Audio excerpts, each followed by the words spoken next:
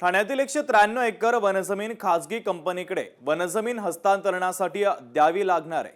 तर 2,800 कोटींचा TDR one विभागाच्या जागेवर डी दायाभाई अँड कंपनीचा दावा आहे। तर ठाण्यातील चितळसर मानपाडा परिसरात 100 एकर आरक्षित जमिनी प्रकरणी आता एक अपडेट समोर आली आहे। सर्वोच्च न्यायालयामध्ये धाव घेणाऱ्या ठाणे महानगरपालिकेला सुप्रीम कोर्टाकडून तुर्तास दिलासा मिळाला आहे। आरक्षित जमिनीच्या बदल्यामध्ये 2,800 कोटी रुपयांचा टीडीआर देण्यास सर्वोच्च न्यायालयाने स्थगिती दिली आहे। ठाण्यातील चितळसर मानपाडा येथील 193 एकर जमिनीचा 50 वर्ष जुना कायदेशीर वाद आहे। राज्य सरकार आणि डी दायाभाई अँड कंपनी यांच्यामध्ये हा सगळा वाद सुरू आहे। या प्रक्रियेतील त्रुटींमुळे फेब्रुवारीमध्ये बॉम्बे हायकोर्टाने सरकारचा दावा फेटाळलेला होता। मात्र सर्वोच्च न्यायालयाने उच्च न्यायालयाच्या निर्णयाला स्थगिती दिलेली आहे। दरम्यान हे ठाण्यातील टीडीआर प्रकरण नेमकं काय आहे ते देखील आपण समजून घेऊया। ठाण्यातलं हे टीडीआर प्रकरण नेमकं काय आपण पाहतो आहोत सध्या स्क्रीनवर। ठाण्यातल्या संजय गांधी राष्ट्रीय उद्यानाच्या पायथ्याशी असलेल्या चितळसर मानपाडा इथल्या सुमारे 193 एकर जमिनीचा हा वाद आहे। राज्य सरकार आणि डी दायाभाई अँड कंपनी यांच्या जमिनीच्या मालकीवरनं 1975 पासून हा वाद सुरू आहे। राज्य सरकारने 1975 मध्ये ही जमीन वन उद्देशांसाठी संपादित करण्याचा प्रस्ताव ठेवला होता। दरम्यान ठाणे पालिकेने विकास आराखड्यातल्या सुमारे 100 एकर जमिनीवर उद्यान आरक्षण ठेवलं आणि याचाच आधार घेत डी दायाभाई अँड कंपनीनं 2018 मध्ये विकास हस्तांतरण हक्कांची मागणी केली। याला तत्कालीन ठाणे पालिका आयुक्त आणि शहर विकास विभागानं एप्रिल 2019 मध्ये प्राथमिक मंजुरी देखील दिली। मात्र विविध तांत्रिक कारणं आणि मंजुऱ्यांअभावी विद्यमान पालिका आयुक्त सौरभ राव यांनी हा प्रस्ताव रोखून धरला आणि त्यानंतर पालिकेच्या विरोधात कंपनीनं हायकोर्टात धाव घेतली। या प्रकरणात हायकोर्टानं कंपनीच्या बाजूने निकाल देत संबंधित जमीन खासगी कंपनीच्या मालकीची असल्याचं स्पष्ट केलं। ठाणे महापालिकेला 21 दिवसात विकास हक्क प्रमाणपत्र देण्याचे आदेश देखील दिले गेले। मात्र या निर्णयामुळे कंपनीला सुमारे 2800 कोटींच्या विकास हस्तांतरण हक्कांचा मार्ग मोकळा देखील झाला।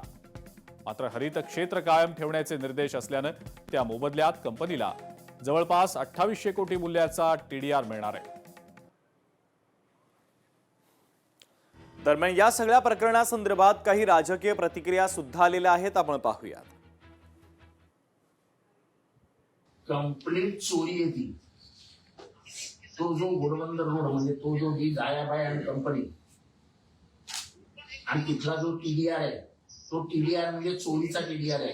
खोट्या नाट्या सह्या, खोट्या नाटे पेपर्स तयार करणं, काही ऑर्डर्स कोर्टाच्या ऑर्डर्स लपवून ठेवणं, ही सगळी कामं केलेली आहेत। डी दायाभाई आणि कंपनीचा टीडीआर आणि अजून 2-3 टीडीआर आहेत जे कोट्यावधी रुपयांचे आहेत। ते सगळे टीडीआर याची चौकशी झाली पाहिजे आणि हे अशा चोऱ्या कशा काय ठाण्यामध्ये केल्या आहेत याचं गांभीर्याने लक्ष दिलं पाहिजे। वनमंत्र्यांनी देखील याच्यात नरमाईची भूमिका घेता कामा नये। वन लावलेल्या जमिनीवरतीचा टीडीआर कसा निघू शकतो? डोंगरावरती काय ते पार्क, डोंगरावरती कोण जाणार मारायला त्या पार्क मध्ये? 2,800 करोडचा जो टीडीआर ठाणे महानगरपालिका दायाभाई अँड कंपनीला देणं आहे, तर त्या बाबतीत मला एक शंका वाटते की जर ठाणे महानगरपालिकेने कब्जा केला आहे तर त्या ठिकाणी बिल्डर काय करतात, बिल्डरची माणसं काय करतात, बिल्डरची बाउन्सर काय करतात, हे सर्व प्रश्न उपस्थित होतात।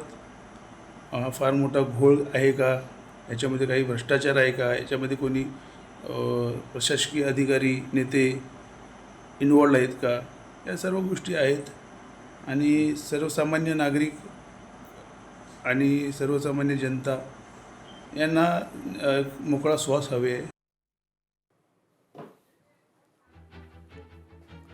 तर या सगळ्या संदर्भात ज्येष्ठ पत्रकार आनंद कांबळे यांनी लोकशाही मराठीसोबत बोलताना काय माहिती दिलेली आहे, ऐकूया। जो ज्यांनी पहिलं मागितली जमिनीला जर टीडीआर मागितलाय तो मुळात ह्याचा डेव्हलपर नाही, याचा पहिला डेव्हलपर दुसरा आहे आणि त्याचं महापालिकेवर वेगळं अग्रीमेंट झालं होतं. आता हा तिसरा डेव्हलपर आला आणि त्यांनी काही दुसरे कागदपत्र बनवून याला त्यांनी काही लोकांना मॅनेज करून टीडीआरचा ऍप्लिकेशन केलं. मुंबई हायकोर्टामध्ये तो जिंकला. त्यावेळी वन विभाग हे पार्टी झालं नाही.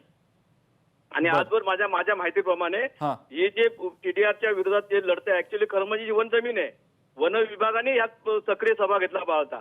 त्या टीडीआरच्या मुळे ठाणे महापालिका त्यात इन्व्हॉल्व्ह झाली आणि ठाणे महापालिका टीडीआर देऊ नये याकरता आमचे स्वतः सौरभ राव आहेत ते स्वतः महापालिकेत सुप्रीम कोर्टात गेले होते आणि ते सुप्रीम कोर्टात गेले म्हणून हा टीडीआर वाचला. आता 2800 कोटी म्हणजे तुम्ही ते झालं काय कितीतरी मोठ्या प्रमाणात या ठाणे शहराच्या नागरी सुविधेवर ताण पडेल. शिवसेनेचे नेते खासदार नरेश म्हस्के यांनी सुद्धा काय प्रतिक्रिया दिलेली आहे ऐकूयात. उच्च न्यायालयाने निर्णय दिला की ती वनजमीन नाहीये, डायबाय कंपनीची जमीन आहे आणि त्याच्यावरती जी काही रिझर्वेशन महानगरपालिकेने टाकलेली आहे त्याचा त्यांनी टीडीआर द्यावा. परंतु युडीसीपीआरच्या नियमानुसार ती जागा ती जमीन कुंपण घालून त्या विकासकांनी कागदपत्रांसह महानगरपालिकेला हस्तांतरित करावी लागते. महानगरपालिकेला अशा कुठल्याही पद्धतीची ती जमीन कुंपण घालून महानगरपालिकेकडे हस्तांतरित केली नव्हती. त्यामुळे महानगरपालिकेने ती त्याचा टीडीआर त्यांना दिलेला नाहीये आणि सर्वोच्च न्यायालयाने याच नियमावर बोट ठेवून आम्हाला महानगरपालिकेला स्थगिती दिलेली आहे. त्यांच्या निर्णयाचं आम्ही स्वागत करतो. लोकशाही मराठी ऐका, पहा, जागरूक रहा.